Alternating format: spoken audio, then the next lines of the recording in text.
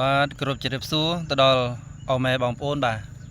ខ្ញុំបានមកថតវីដេអូថ្មីមួយទៀតដើម្បីជាការចែករំលែកទៅដល់បងប្អូនបានទស្សនាបាទខ្ញុំក៏កាលពីមុនក៏ខានបានថតវីដេអូយូរមកហើយព្រោះតែឡៃតែរវល់ដល់ខែនេះគឺខែ5ឡៃរវល់ធ្វើស្រែធ្វើស្រូវបាទហើយក៏ថ្ងៃនេះក៏ឆ្លៀតមានពេលទំនេរក៏បានឆ្លៀតថតវីដេអូសម្រាប់ចែករំលែកទៅដល់បងប្អូនបានទស្សនានិងជាការទប់បទពិសោធន៍ក្នុងការដាំដំណាំបាទវីដេអូនេះគឺចង់និយាយអំពីការដាំដំណាំត្រសក់ស្រូវហើយនឹងត្រសក់កញ្ជ្រៀបហើយនឹងត្រប់របស់ខ្ញុំបាទដែលខ្ញុំក្រាកស៊ូទាំងអស់នេះគឺខ្ញុំដាំបន្លែ3មុខនេះបាទចំណែកបន្លែទាំង3មុខនេះគឺដូចសពម្ដងគឺខ្ញុំបាននិយាយប្រាប់បងប្អូនរួចមកហើយគឺក្នុងការដាំដំណាំគឺខ្ញុំមិនដែលបានដាំក្រាកស៊ូម្ដងខ្ញុំរើចេញខ្ញុំ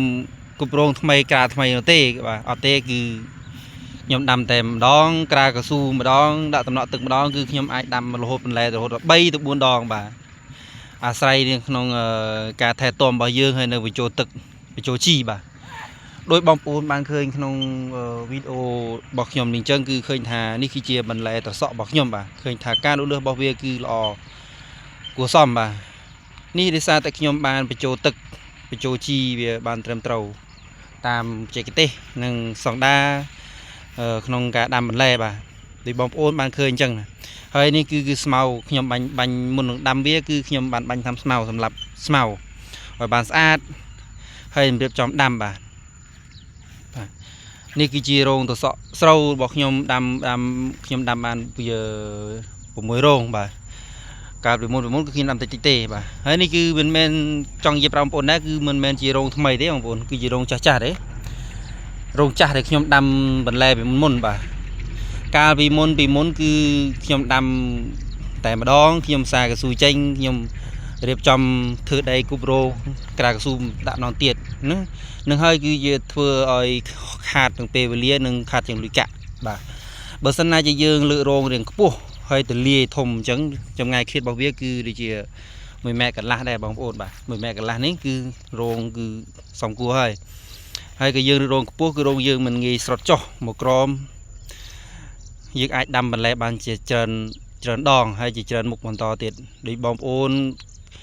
ខ្ញុំធ្លាប់និយាយប្រាប់បងប្អូនពីមុនមកហើយគឺថាបន្លែយើងកុំដាំមុខដដែលបាទដូចថាម្ដងនេះខ្ញុំកាលពីមុនខ្ញុំដាំត្រសក់ទ្រើងតែឥឡូវនេះខ្ញុំដាំត្រសក់ស្រូវវាដីវិញម្ដងបាទហើយចំណែករោងត្រសក់ស្រូវខ្ញុំដាំត្រសក់ទ្រើងវិញបាទខ្ញុំដាំត្រសក់ទ្រើងបាន2រោងបាទហើយចំណែកខាងនោះគឺខាងនោះគឺខ្ញុំដាំត្រប់បាន3រោងបាទរោងទាំង9រោងនេះគឺខ្ញុំដាំបន្លែបាន3មុខបាទ3មុខនេះបើសិនណាជាបន្តិចទៀតប្រហែលជាចុងខែ5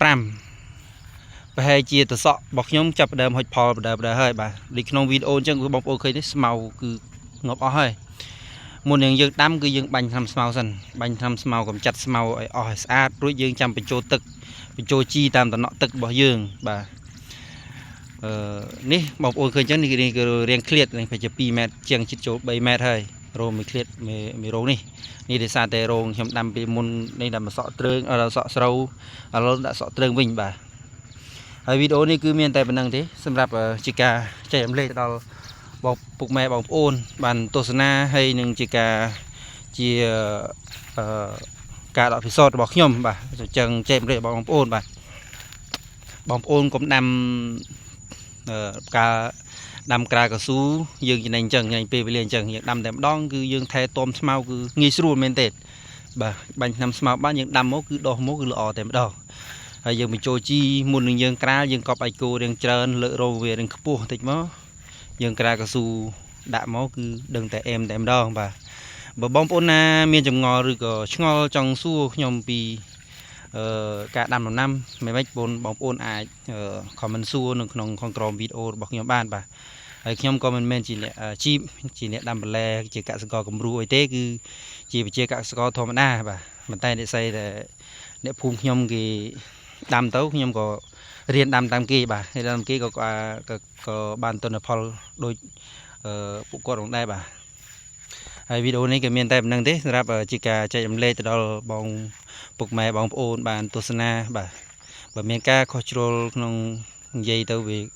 ខុសឆ្គងត្រង់ចំណុចណាមួយគឺសូមបងប្អូនខន្តីនិងអធិស្ឋានដល់លោកខ្ញុំផងដែរបាទហើយវីដេអូនេះគឺចប់តែប៉ុណ្្នឹងសូមអរគុណនិងសូមគោរពលាជួបគ្នានឹងវីដេអូក្រោយៗទៀតបាទ